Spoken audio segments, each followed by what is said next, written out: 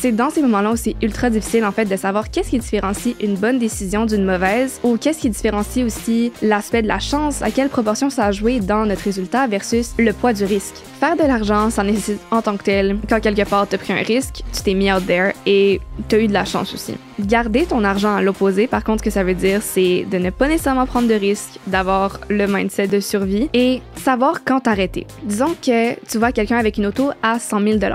Tout ce que tu sais de la personne avec cette auto, c'est qu'elle est moins riche de 100 000 $ qu'elle ne l'était avant. Mais ça nous dit absolument rien en tant que tel sur la vraie richesse de cette personne.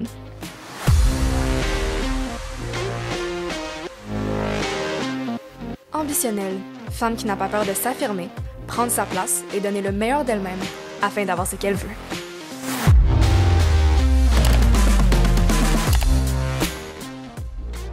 Donc, t'es brillante, t'es ambitieuse, t'es bonne dans ce que tu fais, mais pourtant, l'argent est toujours une source de stress pour toi et tu sais pas pourquoi. Soit tu te demandes si tu prends les bonnes décisions, soit t'as l'impression que tu sauves pas assez, soit t'as l'impression qu'à chaque fois que t'essayes d'économiser de l'argent, ça part toujours en fumée après les 3 mois que t'as réussi à économiser. Mais ça, en fait, c'est pas que c'est toi le problème en tant que tel, c'est la manière dont tu vois l'argent, tes émotions qui y sont liées, tes comportements et tes habitudes que tu as acquises jusqu'à présent. Dans le livre The Psychology of Money de Morgan Housel, il nous apprend notamment que justement, l'argent a très peu à faire avec la finance en soi et tous les principes mathématiques qu'on nous apprend, les planifications et tout ça, mais bien qui on est en tant que personne et tous nos acquis qu'on a eu auparavant. Donc aujourd'hui, je vais te partager les 11 principes que j'ai trouvé le plus intéressants dans ce livre pour que tu puisses, toi aussi, prendre les meilleures décisions possibles par rapport à ton argent. Que tu sois en début de carrière, en pleine ascension ou bien que tu cherches à réorienter ta trajectoire, ces principes vont faire en sorte que tu vois l'argent non pas comme une contrainte, mais bien comme un outil qui permet de te propulser vers la personne que tu veux être. Si tu es prête à élever ta vie et à explorer de nouvelles idées pour devenir la meilleure version de toi-même, n'oublie pas de t'abonner au podcast qui sort un épisode à chaque mercredi. Donc, sans plus attendre, voici les 11 principes qui m'ont le plus inspiré dans le livre The Psychology of Money. Donc, le premier principe, lorsqu'on parle d'argent, c'est le fait que personne n'est fou ou folle lorsqu'on en parle. Toutes tes décisions que tu prends par rapport à ton argent en ce moment ont été dictées par qu'est-ce que tu as vécu, c'est quoi tes expériences, comment est-ce que tu as été élevé, dans quel job est-ce que tu es, c'est quoi ton éducation. Tout ça fait en sorte que chaque personne au niveau individuel va avoir une perception de l'argent autant différente et ce pourquoi certaines personnes agissent d'une manière qui pour toi est complètement folle, mais pour eux ont totalement du sens. C'est sûr qu'admettons quelqu'un qui a vécu pendant la Grande Dépression ou bien la crise économique de 2008 va avoir une vision totalement différente d'admettons moi qui étais enfant, qui avait 8 ans ou qui était même pas né à cette époque-là. J'ai pas cette vision de l'argent où j'ai tout perdu, admettons, lorsque j'avais mes actions dans la bourse ou bien que j'ai réussi à faire énormément d'argent et c'est grâce à ça que je suis devenue riche par la suite. Parce que je l'ai pas vécu. Et donc, ces points-là ne viennent pas influencer la manière dont je gère mon argent. C'est sûr que c'est difficile des fois de se mettre à la place d'une autre personne et comprendre pourquoi ils agissent d'une certaine manière. Il n'y a pas nécessairement de bonne ou de mauvaise manière, c'est plus qu'il y a des décisions plus optimales que d'autres pour gérer ton argent. Mais encore là, c'est une décision individuelle. Il y a des leçons que l'on va devoir expérimenter avant qu'elles soient apprises. Le livre est basé sur les données américaines, donc c'est pas mal les seules que j'ai en ce moment, mais j'ose imaginer qu'au Canada, on aurait des comportements quand même assez similaires. Mais justement, ce qu'il disait, c'est, on va prendre l'exemple des billets de loterie. Les billets de loterie sont achetés majoritairement par les personnes qui ont des revenus les plus faibles dans notre société. Donc, je pense que c'est un nombre comme environ les familles à revenus plus faibles dépensent environ 418 $ par an pour acheter des billets de loto, ce qui est à peu près 4 fois plus élevé qu'une famille avec un salaire qui est considéré comme classe moyenne élevée. Ça, ce que ça veut dire, c'est que les gens qui ont le moins d'argent dépensent le plus sur des billets de loto qui représentent une chance parmi 1 million ou même peut-être plus de gagner un gros lot et tu continues à t'appauvrir en attendant.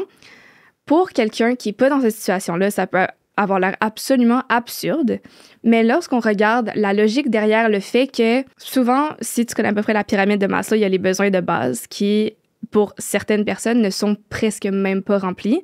Et le fait d'acheter ce billet de loto représente la seule chance qu'ils ont de vivre un confort qui est équivalent ou plus à ceux qui vivent décemment comme moi j'ai la chance d'avoir. Et c'est une réalité que je pourrais jamais comprendre, mais c'est pas nécessairement illogique comme manière de penser parce que oui, ils achètent un billet de loto, mais ce billet de loto représente une chance de vivre extrêmement bien, qui est comme le rêve que nous, on vit au quotidien, puis qu'eux, ils veulent atteindre. Donc ça, c'est juste un exemple qui prouve que ce qui paraît logique, rationnel, compréhensible pour l'un, peut ne pas l'être pour d'autres, mais ça ne veut pas dire que ce n'est pas explicable. Et ça, ce que ça veut dire au final, c'est que toutes nos décisions financières ne sont pas nécessairement prises autour justement d'une feuille de calcul, mais bien à la table avec notre famille, lorsqu'on s'en va au travail à chaque jour, et qu'est-ce qu'on veut avoir dans le futur en soi.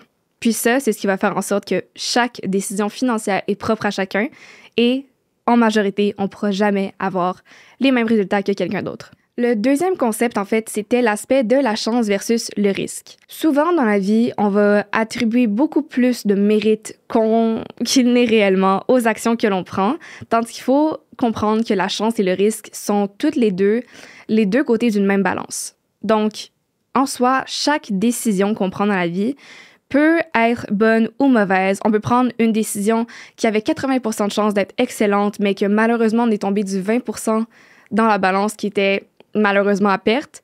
Mais c'est dans ces moments-là où c'est ultra difficile, en fait, de savoir qu'est-ce qui différencie une bonne décision d'une mauvaise ou qu'est-ce qui différencie aussi l'aspect de la chance, à quelle proportion ça a joué dans notre résultat versus le poids du risque. Donc ça, en fait, c'est lorsqu'on analyse les bons coups financiers de d'autres personnes, faut prendre en considération que c'est pas seulement les actions que quelqu'un a prises. Il y a aussi la variable aléatoire qui est la vie, qui est le monde qui nous entoure, et on a beaucoup, beaucoup moins d'impact sur le résultat final que l'on aime le croire. C'est impossible dans le monde que 100% de tes actions dictent 100% des résultats que tu vas avoir. C'est impossible. Il y a trop de variables externes qui viennent entrer en jeu qu'on peut même pas s'imaginer parce que le monde est fait en sorte qu'on peut pas prédire le futur. Il y a rien qui est prévisible. Et oui, on peut regarder le passé puis voir quels ont été les bons coups, quels ont été les moins bons, mais ça ne nous permet pas de tirer des conclusions qui sont 100% vraies. Par exemple, disons que tu as acheté une action. Tu as fait tes recherches, tu te dis que c'était, admettons, la meilleure compagnie dans laquelle tu voulais investir, tu vois un potentiel de croissance, tu vois que ça rejoint tes valeurs et tout ça. 5 ans plus tard, disons que ton action a perdu toute sa valeur. Malgré toutes les recherches que tu as faites, malgré que tu pensais que ça allait être une action qui allait te rapporter beaucoup, ben, à quel point est-ce que la chance et le risque sont venus jouer dans ce résultat-là? Donc, peut-être que, disons, tu avais 80% de chance que ton action fasse effectivement énormément de profit, qu'elle croître pendant des années, mais peut-être que tu es seulement tombé du côté du 20% du risque que, malheureusement, ton action a perdu toute sa valeur. Puis c'est pour ça aussi dans l'aspect du monde de la finance ou bien dans beaucoup d'autres choses, quand on voit quelqu'un qui a du succès, on se dit que parce que c'est arrivé pour eux, qu'ils ont forcément fait une séquence d'actions qui mène à ce résultat-là, ben c'est pour ça qu'on essaie de les copier et qu'on n'a souvent pas du tout les mêmes résultats parce qu'il y a énormément de chance qui est venue jouer dans le résultat que cette personne-là a eu. Puis aussi, d'un autre côté, tout ce qu'on voit comme résultat final, c'est le succès que la personne a eu. On n'est pas au courant des échecs, on n'est pas au courant du nombre de fois où ils ont essayé quelque chose et ça n'a pas fonctionné. Maintenant qu'on sait que ces deux facteurs-là, dont on n'a aucun contrôle, viennent avoir un impact dans nos résultats, nos décisions, comment est-ce qu'on peut minimiser, en fait, cet impact? Il y a deux choses à se rappeler. Donc, la première, c'est de faire attention à qui on met sur un piédestal et qui on juge. Il y a des personnes dans la vie qui vont avoir pris plusieurs bonnes décisions à la suite qui se sont ajoutées l'une à l'autre, mais faut pas oublier qu'il y a aussi l'aspect de chance qui est venu jouer là-dedans, forcément. Faut juste faire attention de ne pas attribuer 100% des actions qu'une personne a prises à 100% de ses résultats. Faut se rappeler que oui, peut-être qu'il y a certains grands concepts globaux qui peuvent être réutilisés, mais il faut prendre en considération aussi qu'il y a la chance et le risque qui sont venus jouer dans les résultats de cette personne-là. Puis la deuxième chose à se rappeler, c'est de te concentrer moins sur les cas spécifiques ou les personnes, mais bien les modèles généraux. Donc, lorsque tu vas aller analyser, disons, je sais pas, plusieurs personnes qui ont bien réussi, quelles étaient les clés, en fait, qui se répétaient dans chaque histoire? Quel modèle est-ce que tu peux répéter encore et encore et que tu remarques qui est présent partout? Ça va te donner plus d'indications que de suivre à la lettre de A à Z qu'est-ce que quelqu'un a fait ou qu'est-ce qu'un cas t'a dit que c'était la meilleure manière de réussir. Ça, c'est une manière de diminuer justement l'aspect de la chance et le risque et de prendre tes propres décisions. Le troisième concept, c'est le danger de ne jamais avoir assez et la comparaison sociale. Donc, je pense que dans notre génération aussi, avec notre accès à l'Internet, Instagram, les réseaux sociaux, on voit tellement de gens qui ont l'air de vivre une vie qui est absolument fabuleuse, jet set, ils ont accès aux meilleures villas sur Terre, ils voyagent tout le temps, ils ont les meilleures autos, ils ont les meilleurs sacs. Tout ça fait en sorte que lorsqu'on les regarde Et disons moi j'ai 24 ans en ce moment, et lorsque je vois une autre personne de 24 ans, des fois je suis comme, mon Dieu, est-ce que c'est moi qui est en retard? Est-ce que j'en fais assez? Qu'est-ce qui se passe? Pourquoi est-ce que c'est pas moi?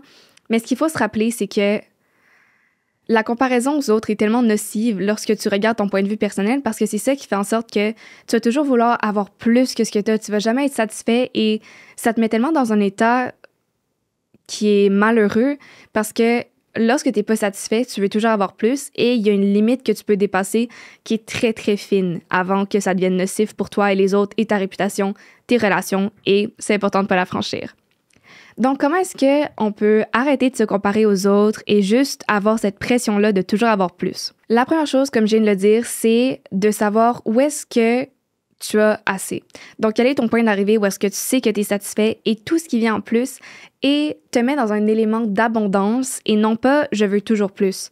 Donc, tu es satisfaite avec ce que tu as, mais tu sais que tout ce qui vient est bon. Tu le reçois, tu es contente, tu as de la gratitude, et tu ne dépends pas non plus de ces ressources extra. C'est là parce que c'est bien, mais tu serais heureuse quand même si tu n'avais pas tout ça. Ensuite, la comparaison sociale, je dirais que c'est la chose qui nous vole le plus de bonheur, parce que lorsqu'on regarde les autres, ça fait en sorte qu'on se met toujours une nouvelle limite qui ne va jamais être assez. Parce que je veux dire, en ce moment, je me regarde, admettons, lorsque tu es directrice, disons. Tu regardes le salaire d'une VP. La VP regarde le salaire d'une présidente. La présidente regarde le salaire de quelqu'un qui est sur un board. La personne qui est sur un board regarde le salaire d'une personne qui est multimillionnaire. Le multimillionnaire regarde comment est-ce que quelqu'un est un milliardaire. Ça ne finit plus. Lorsqu'on se compare aux autres, il y a toujours une autre étape où est-ce qu'on pourrait aller plus loin. Mais il faut que tu commences par être correct avec toi-même. Puis c'est très, très similaire à, justement, quelqu'un qui avait demandé à un croupier au casino comment est-ce que tu peux gagner au casino. La seule manière qu'il a dit de gagner, c'est de ressortir au moment où tu mets les pieds dans le casino. Et c'est exactement la même chose avec l'argent. Lorsque tu commences à te comparer, c'est là que tu dois te reculer et te recentrer sur toi-même, parce que c'est la seule chose qui compte. Avoir assez n'est pas trop peu. Parce qu'en fait, avoir assez, c'est comprendre que tu es satisfait, et lorsque tu vas plus qu'assez, c'est là que tu te rends malade. Donc, prends l'exemple, admettons, de la dernière fois que tu as eu un super bon repas. Est-ce que tu as mangé jusqu'au point de te rendre malade? Probablement pas, parce que tu sais que la douleur du fait d'être malade ne vaut pas le bonheur de manger le plat encore et encore et encore. C'est exactement le même concept avec l'argent. Tu dois trouver le point où est-ce que tu en as assez, et savoir que si tu vas plus loin, ça va être à ton détriment, pas pour ton bien-être. Ensuite, le quatrième concept que j'ai trouvé vraiment, vraiment intéressant, lui donne l'exemple d'un homme dans une auto.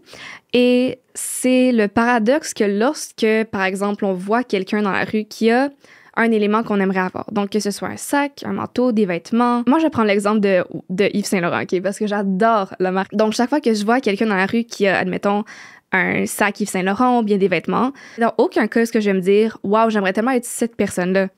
C'est pas la personne que je veux être. C'est moi, le sentiment qu'avoir ce sac m'apporterait. C'est le sentiment qu'on a tous un peu, tout et chacun. Le fait d'acheter ces éléments-là qui font en sorte qu'on appartient techniquement à un certain statut social, c'est ça qu'on recherche. Mais avoir ces éléments-là vont pas faire en sorte qu'on va être aimé, admiré et apprécié. Parce que chaque fois que les gens voient ça, tout ce qu'ils se disent, c'est qu'ils s'imagineraient eux-mêmes avec ce que t'as, pas être toi. Ce qu'il faut comprendre, c'est que avoir l'humilité, la gentillesse et juste être une personne qui apporte aux autres, c'est ça qui va faire en sorte qu'on va être aimé, admiré, et non les choses qu'on a et nos biens matériaux. Le cinquième principe, c'est que, en fait, la richesse, c'est ce qu'on ne voit pas. Donc, admettons, on va reprendre l'exemple de l'auto parce que c'est la chose qui me vient le plus en tête et c'est l'exemple qui est donné dans le livre, mais disons que tu vois quelqu'un avec une auto à 100 000 $. Tout ce que tu sais de la personne avec cette auto, c'est qu'elle est moins riche de 100 000 $ qu'elle ne l'était avant. Donc, c'est pas un indicateur de richesse en tant que tel. Tu sais pas en tant que tel c'est quoi ses investissements. Tu sais pas combien elle a dans son compte d'épargne. Tu sais pas elle a combien dans ses comptes chèques. Tu sais pas non plus c'est quoi la valeur de sa maison. Tout ce que tu as comme donné par rapport à cette personne-là, c'est qu'elle a une auto à 100 000 $. Puis oui, naturellement, en tant que tel, c'est sûr que cette personne-là appartient à un certain statut social qui est quand même assez riche parce qu'il faut quand même que tu aies la capacité d'emprunter 100 000 $ si tu l'as pas nécessairement, ou bien de payer 100 000 $. Mais en termes de richesse réelle, et qui perdure dans le temps, on n'a aucune donnée par rapport à cette personne-là.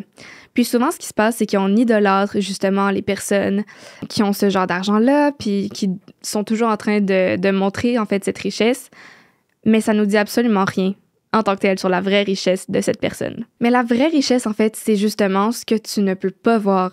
C'est ce qui est dans les comptes bancaires, c'est la manière dont la personne gère son argent, c'est combien elle a d'investissement dans ses comptes épargne, dans ses comptes chèques. Puis souvent, en fait, les gens confondent les biens matériaux et l'envie d'être riche. On a l'impression que notre richesse est transmise par le biais de qu'est-ce qu'on a, mais en fait, c'est d'être assez humble, de savoir que la richesse n'est pas ce que l'on a et qu'on démontre, mais bien ce qui reste caché. Puis là, en tant que tel, je sais pas exactement comment traduire ces deux choses-là parce que wealthy and rich, en français, sont techniquement riches et riches.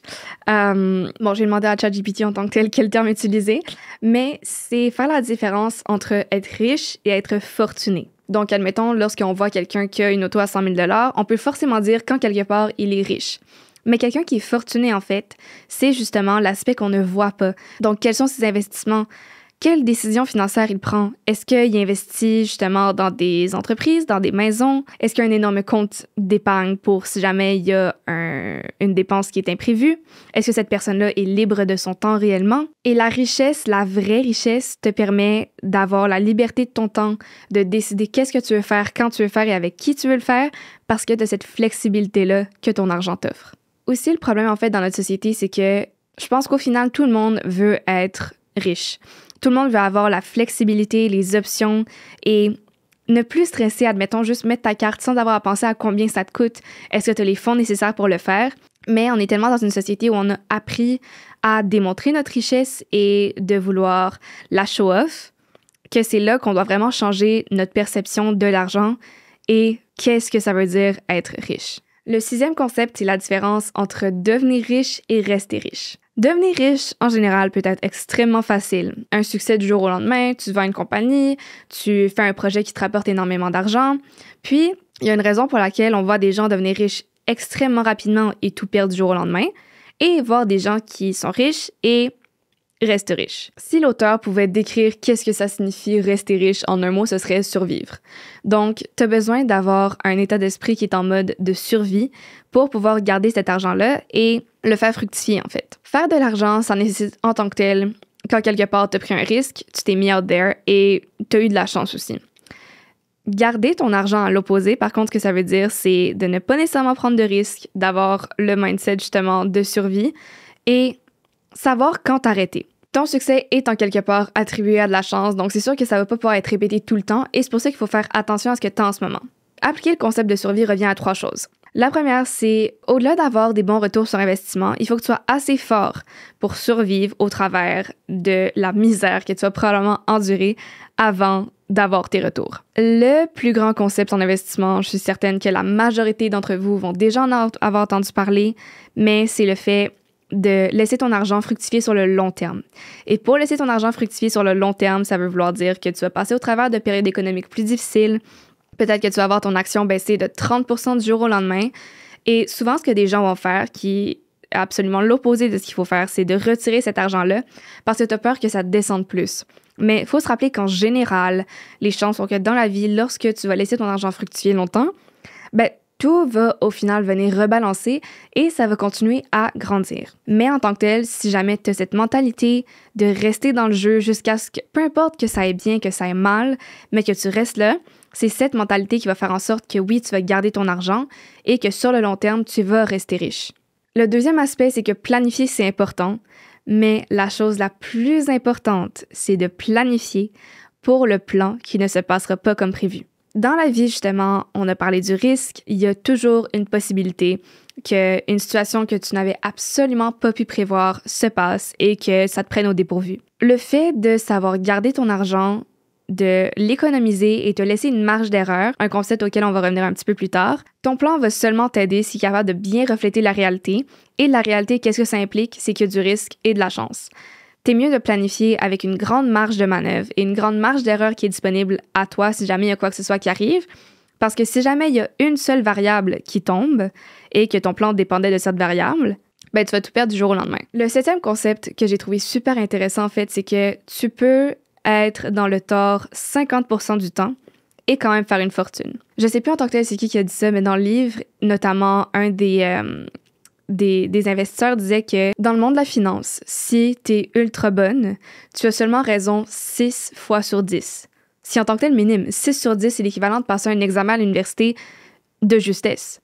Mais dans ce milieu-là, c'est souvent avec le plus petit investissement qui peut te ramener le plus gros et qui va venir rebalancer tous ceux qui étaient un peu moins bons. Une bonne définition de quelqu'un qui investit bien son argent, c'est quelqu'un qui sait garder une tête froide et rester calme lorsque tout le monde autour de toi devient fou ou folle. Lorsque tu réalises que tu n'as pas tout le temps besoin d'avoir raison lors d'une situation, que ce soit en finance ou en affaires ou bien dans d'autres sphères de ta vie, ça fait en sorte que tu peux accepter que c'est normal, que les choses brisent, que les choses ne vont pas comme prévu, que les choses...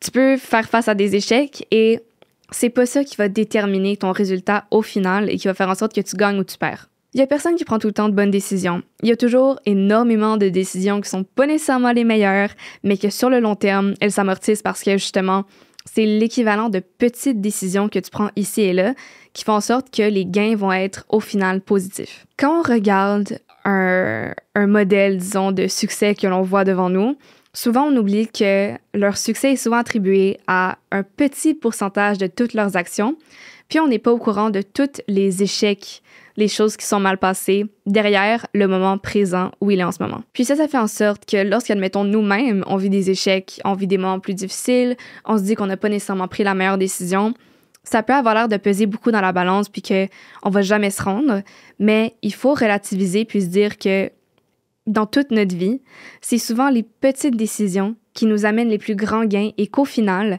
il faut passer par des échecs, des épreuves, pour avoir du succès. Puis au final, c'est pas combien d'argent tu fais lorsque tu as raison et combien d'argent tu perds lorsque tu as tort, mais bien à quel point est-ce que tu gagnes de l'argent lorsque tu as raison et à quel point tu perds de l'argent lorsque tu as tort. Tout est une question de proportion au final. Le 8e principe, c'est que ta liberté, c'est le plus grand retour sur investissement que tu pourrais jamais avoir et c'est au final ce qui compte le plus. Dans une époque où maintenant on travaille tous sur nos téléphones, nos ordinateurs, qu'on a accès du bout des doigts à tous nos systèmes de travail, peu importe l'heure de la journée, ça fait en sorte qu'on a vraiment l'impression d'avoir moins de contrôle sur notre temps qu'on l'avait auparavant. Disons, dans les années 50, justement, où est-ce qu'on n'avait pas autant de technologie, tu rentrais au bureau, tu sortais le soir, t'avais pas de lien avec le travail dès que tu sortais de là-bas. C'était ta soirée finie, t'es avec ta famille, puis le lendemain, tu retournes au bureau. De nos jours, la ligne est vraiment fine entre notre vie personnelle et notre vie au travail.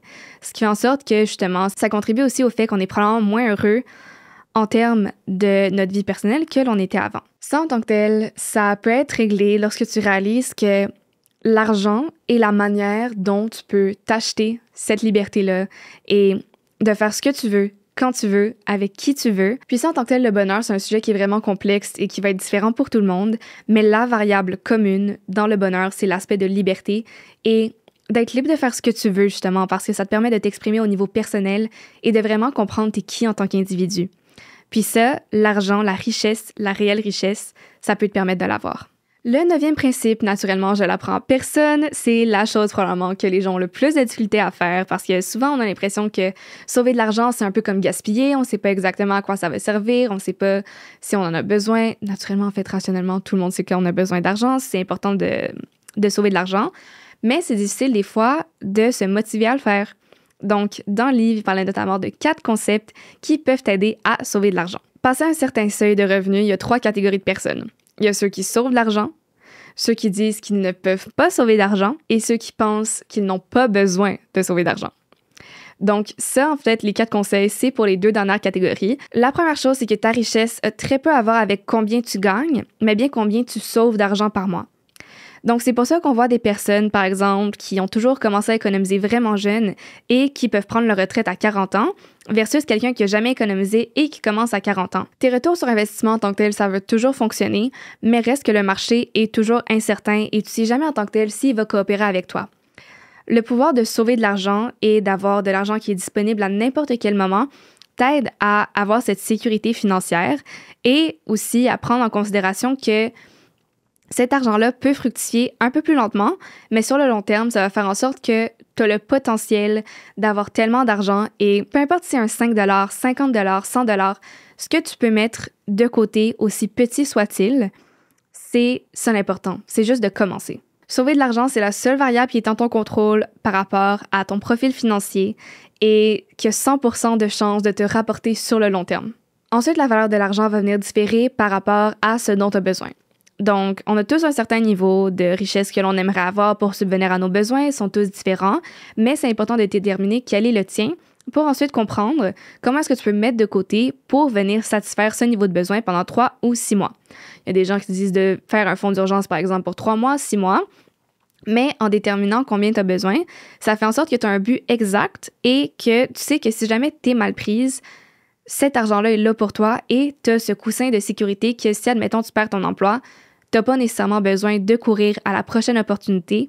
Tu peux prendre le temps de te reposer et d'attendre l'opportunité qui va vraiment être pour toi. Puis ça fait en sorte en tant que tel qu'il faut aussi changer l'idée que, tu sais, je viens de donner l'exemple que si jamais tu perds ton emploi, mais il faut aussi oublier l'idée de sauver pour une raison qui est spécifique.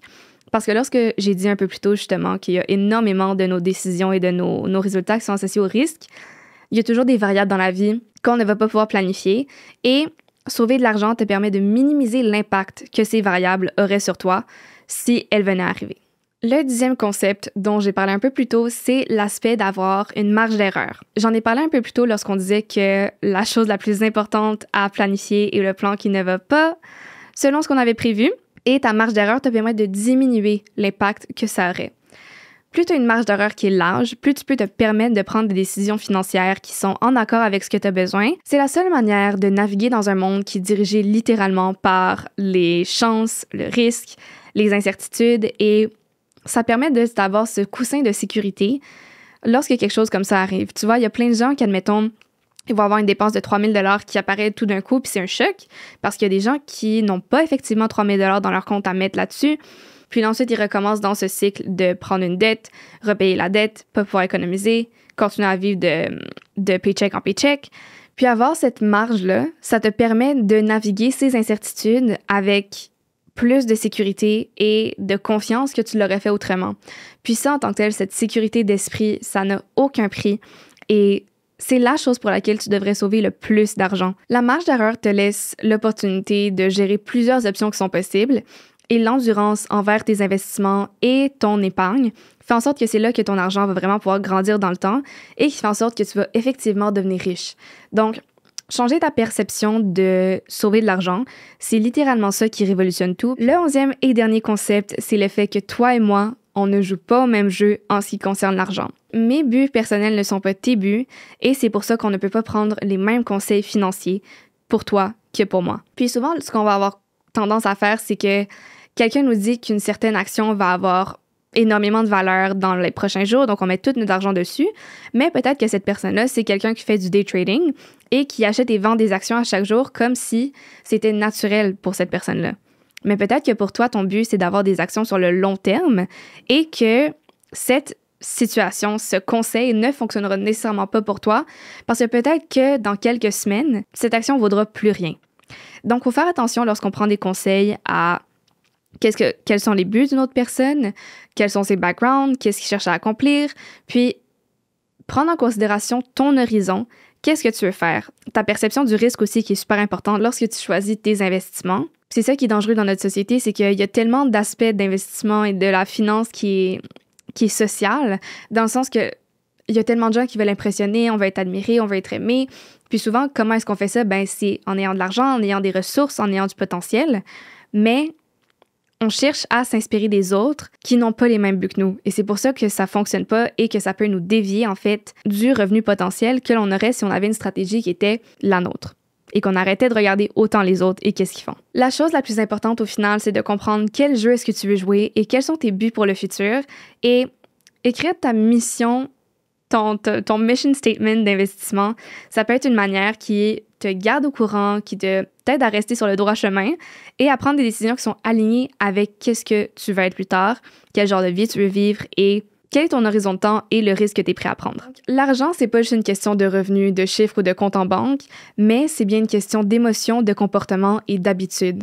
N'importe qui peut adopter cette nouvelle mentalité par rapport à comment faire fructifier ton argent, comment changer ce besoin de show-off à tout le monde et vraiment comprendre qu'il y a une différence entre être riche et la vraie richesse. Notre rapport à l'argent est souvent intégré justement par nos croyances, nos peurs et comment est-ce qu'on a été élevé.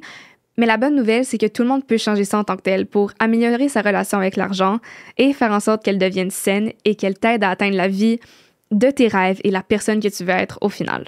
Si jamais tu as aimé cet épisode, j'aimerais vraiment que tu me partages, soit sur Instagram ou en commentaire, quelle idée t'a le plus marqué et est-ce qu'il y en a une d'entre elles qui te fait changer ta perception par rapport à l'argent. Si tu penses que quelqu'un dans ton entourage pourrait bénéficier de cet épisode, n'hésite pas à le partager avec elle ou en story sur Instagram pour que cette personne-là puisse aussi réussir à son tour à bâtir une relation plus saine avec l'argent. Encore une fois, si jamais tu es prête à élever ta vie et que tu veux apprendre de nouvelles choses pour devenir la meilleure version de toi-même, n'hésite pas à t'abonner au podcast qui sort un épisode à chaque mercredi. Et sinon, on se retrouve la semaine prochaine pour de nouveaux conseils.